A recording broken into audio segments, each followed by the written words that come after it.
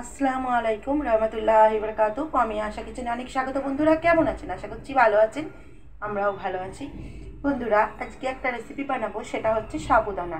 সাবুদানার এটা আপনারা খিচুড়িও বলতে পারেন, একদম ঝরঝরে। তো এইটাকে এখানে নিয়েছি এক বাটি। দেখছেন এটা পানি দিয়ে আমি ভিজিয়ে রেখেছিলাম। হাফ বাটিটা প্রায় এক বাটি হতে চলেছে। এখানে নিয়েছি কিছুটা চীনাবাদাম। তো আমি এবার কড়াইটাকে গরম হতে বসিয়ে দিয়েছি। দিয়ে দিয়েছি অল্প পরিমাণ তেল। এর মধ্যে দিয়ে দেব, তেলটা গরম হতেই আমি দিয়ে দিচ্ছি বাদামগুলোকে ভেজে নেব।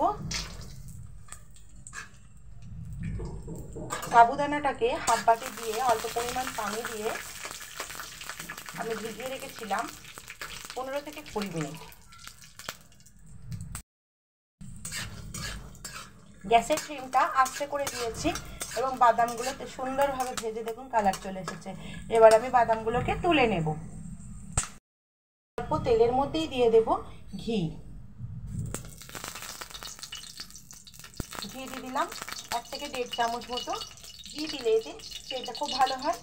দিয়ে দেব গোটা জিরে হাফ চামচ মতো, দিয়ে দেব কারি পাতা। দেওয়ার পর দিয়ে দেব, এখানে আমি কেটে রেখেছি ছোট্ট ছোট্ট আলু।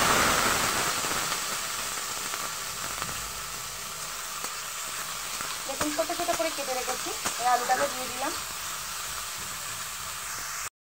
ওটাকে একটু ভেজে নেবো, তার জন্য দিয়ে দেব লবণ।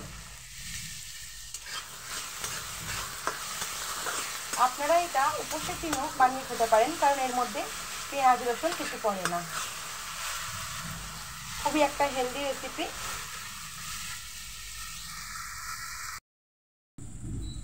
এখানে দেখুন ভিজিয়ে রেখেছিলাম, নরম হয়ে গেছে অনেকটা। রান্না করতে করতে যেটা 20 মিনিট ভিজিয়েছিলাম, সেটা ধরে নিন অনেকক্ষণ ভিজে যাবে, আরও 10 মিনিট মতো।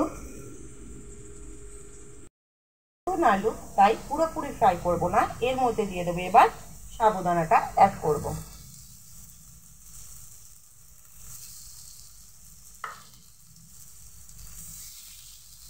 পরিবারের লোকজন হিসেবে আপনারা কম বেশি করে নিতে পারেন।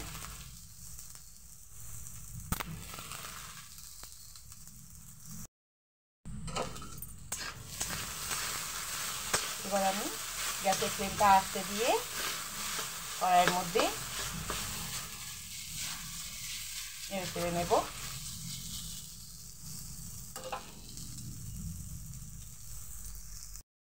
5-7 মিনিট হয়ে যাওয়ার পর দেখবেন কালারটা একটু অন্যরকম হয়ে যাবে।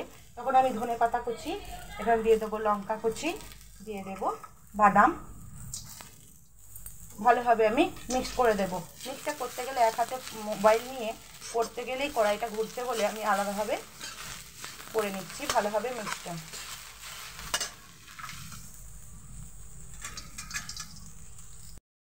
সুন্দরভাবে মিক্স করে নিয়েছি এবং আমি একটুখানি চেক করলাম লবণ কম আছে, কারণ শুধু আমি আলুতে লবণ দিয়েছিলাম, তারপর লবণ দিইনি, আমি দিয়ে দিলাম লবণ।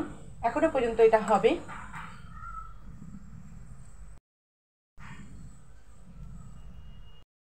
আচ্ছা বন্ধুরা, এবার গ্যাসের ফ্লেমটা আমি বন্ধ করে দেব।